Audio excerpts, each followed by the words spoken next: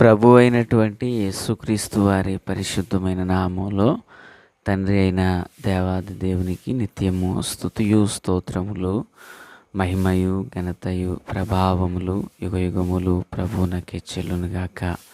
ఆత్మీయులారా, బాగున్నారు కదా? మరో పర్యాయము మనం ఇలాగున కలిసి దేవుని దైవవాక్యమును ధ్యానం చేటుగాను మహాదేవుడు మనకెంతగానో కృపను అనుగ్రహించున్నారు. దయగలిగిన ఆయన ఆత్మచేత సమభూమి గల దేశమున ప్రభువు మనలను నడిపించునుగాక. ప్రియులారా, నేటి దినాన వాక్యం కాస్త మీ యొద్దకు ఆలస్యంగా వస్తున్నది, మన్నించండి. ఈరోజు నుండి మనము నిర్గమాకాండం 30వ అధ్యాయాన్ని మనము ధ్యానం చేయబోచున్నాము. ప్రియులారా, ఈ 30వ అధ్యాయము ఆరంభము వేదిక లేక ధూప వేదికను గూర్చి మాట్లాడుతూ ఉంది. ఈ అధ్యాయాన దగ్గరగా 36, 37 వచనాలు మనము చూడవచ్చు. 38 వరకు వచనాలు ఉన్నాయి. అయితే 1 నుండి 6 వరకు ధూపవేదికను గూర్చినటువంటి వివరము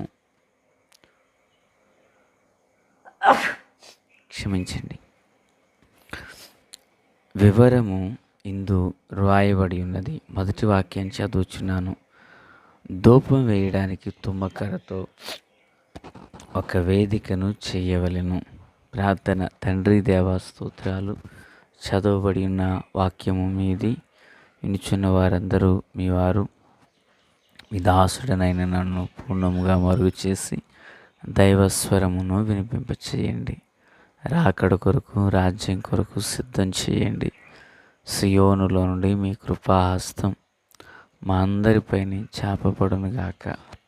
మేలు చేత నడిపించమని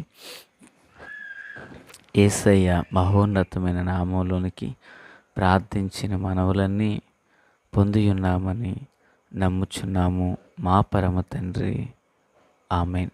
ఆత్మీయులారా, బాగున్నారు కదా? ఈ 1 నుండి 6 వరకు ఉన్న వచనాలలో ధూపవేదిక యొక్క విధానం చెప్పబడుతూ ఉంది. 6వ వచనాన్ని చదువుచున్నాను. ప్రియులారా, మరి 6వ వచనంలో ఇలాగుంది.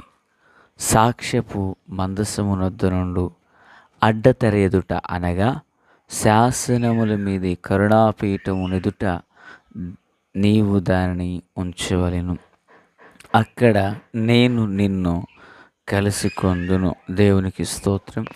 అంటే ఈ వేదిక ఎక్కడ ఉంచాలి, వేదిక ఏ పరిమాణముతో చేయబడాలి అనేది దేవుడు ఇక్కడ మోషేతో మాట్లాడుతూ వస్తున్నారు.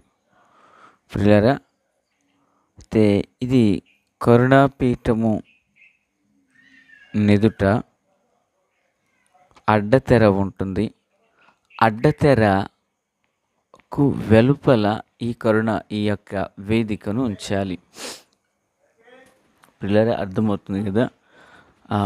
ప్రత్యక్షపు గుడారము 3 భాగములు, ఆవరణము, పరిశుద్ధ స్థలము, అతి పరిశుద్ధ స్థలము.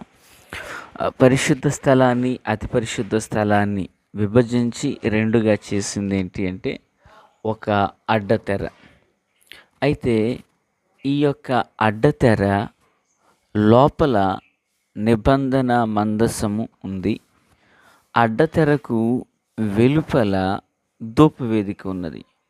అయితే హెబ్రీయులకు రాసిన పత్రికలో మనము అక్కడ భక్తుడు ఏమంటాడంటే, మరి ధూపవేదిక లోపలే ఉన్నది అని అంటారు. సరే, ఏది ఏమైనా గుడారంలో ధూపవేదిక అనేది ఉంది. ఇప్పుడు జరిగిన విషయం ఏంటంటే, దీని యొక్క పరిమాణాన్ని దేవుడు తెలియపరిచిన తర్వాత ఇంకా వారితో, మోషేతో చెప్పుచున్న మాట ఏంటంటే, అయ్యా, ఈ మందసము నొద్ద నుండు అడ్డతెర ఎదుట, అనగా శాసనముల మీద కరుణాపీఠం ఎదుట దాన్ని ఉంచవలెను. అక్కడ నేను కలుసుకుంటాను అంటున్నారు. అంటే అర్థం ఏంటి? దేవుడు దర్శించిపోతున్నారు. దేవుడు వారితో మాట్లాడబోతున్నారు. దేవుడు తన ప్రసన్నత ప్రభావములను వెల్లడి పరచబోతున్నారు. దేవునికి మహిమ కలుగును గాక. ఆత్మీయులారా, వింటున్నారు కదూ. ఈ నిబంధన మందసము, ధూపవేదిక రెండు ఒక చోటన కనిపిస్తున్నాయి. ప్రభువారు అంటున్నారు, నేను నిన్ను అక్కడ కలుసుకుని పోతున్నానని. అంటే ధూపవేదిక ప్రభువైనటువంటి యేసుక్రీస్తు వారిని సూచిస్తూ ఉంది. గుడారములో వాడబడిన మేకులు మొదలుకొని కప్పబడిన తెరల వరకు ప్రతిదీ యేసుక్రీస్తు ప్రభువారి యొక్క నీడను ప్రతిబింబింపచేస్తుండగా ఈ ధూపవేదిక కూడా అలాగునే యేసును సూచిస్తుంది. ప్రియులారా, యేసుక్రీస్తు ప్రభువారు మరి రోమా 8:34 ప్రకారంగా తండ్రి కుడిపార్శ్వమున కూర్చుండి విజ్ఞాపన చేయుచున్నట్లుగా మనం చూస్తున్నాము. దేవునికి మహిమ కలుగునుగాక. ఆయన మన పక్షమున నిలిచి తండ్రి సముఖమున విజ్ఞాపన చేయుచున్నాడు. మందసం దేవుడు. ఆ మందసము ఎదుట ఉండిన ధూపవేదిక ప్రభు అయిన క్రీస్తును సూచిస్తుంది. అక్కడ ప్రభువు ప్రజలను కలుసుకునై ఉన్నారు, అనగా ప్రధాన యాజకుని. దేవునికి మహిమ కలుగునుగాక. ఆత్మీయులారా, మన పక్షాన యేసయ్య చేయుచున్న విజ్ఞాపనమునకు అది సూచనగా నున్నది. ఎవరైనా దేవుని దగ్గరకు, అనగా మందసం దగ్గరకు ప్రధాన యాజకుడు వెళ్ళాలంటే ధూపవేదిక మీద ధూపమును వేసి లోనికి వెళ్ళవలసి వస్తుంది కదూ. అలాగనే హెబ్రీయులకు రాసిన పత్రిక 7వ అధ్యాయం 25 ప్రకారంగా మన దేవుని దగ్గరికి వెళ్ళువారు శాశ్వతంగా రక్షించబడాలంటే మన పక్షాన తండ్రి సన్నిధిని విజ్ఞాపన చేస్తూ మనల్ని అన్నిటికీ రక్షించగలిగినటువంటి వ్యక్తి మన ప్రభు అయినటువంటి యేసే. దేవునికి స్తోత్రాలు. ప్రియులారా, ఎవరు కూడా అతి పరిశుద్ధ స్థలంలో ప్రవేశించకూడదు.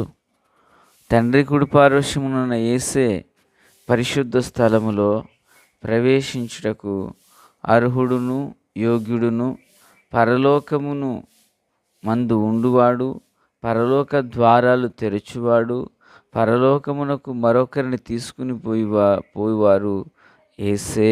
దేవునికి స్తోత్రం.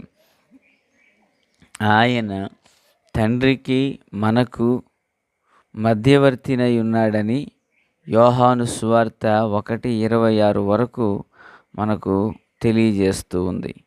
ప్రియులారా, మరి ఎవరైనా తండ్రిని స్తుతించాలి అంటే, తండ్రిని గణపరచాలి అంటే అది ప్రభు అయిన యేసు ద్వారానే కదా. మనం గంట సమయం ప్రార్థన చేసామా? 2 గంటలు ప్రార్థన చేసామా? లేదు, 10 నిమిషాలే ప్రార్థన చేసామా? ఆ ప్రార్థనలన్నీ తండ్రి సమక్షమున చేర్చున్నది ఎవరు కనుక చిట్ట చివరి ఏమని పిలుస్తున్నాము? మనవులన్నీ యేసు నామమున అడుగుచున్నాము తండ్రి, అడిగి వేడుకొని పొందియున్నామని నమ్ముచున్నాము తండ్రి. ఇది ఎవరి నామం? యేసు నామము కాదా? యేసు నామం పేరటనే కదా మనము ప్రార్థించినది. ధూపవేదిక మందసము నాకు ఎదుట ఉన్నది. ప్రభువు అక్కడ ప్రధాన యాజకుని కలవనై ఉన్నారు కదా ప్రియులారా. అంటే ధూపవేదిక తండ్రి సన్నిధానాన నిత్యము నిలిచి మన కొరకై విజ్ఞాపనము చేయు యేసు ప్రభు వారిని సూచిస్తూ ఉంది. ప్రభు అయిన యేసుక్రీస్తు వారి యొక్క కృప, తండ్రి అయిన దేవదేవుని ప్రేమ, పరిశుద్ధాత్మని యొక్క అన్యోన్య సన్నిధి సహాయ సహవాసం చేరిన మనకు, లోకమందున్న సకల పరిశుద్ధులకు సదాకాలం ప్రభువు కృప తోడై నడిపించునుగాక. ఆమేన్. Praise the lord.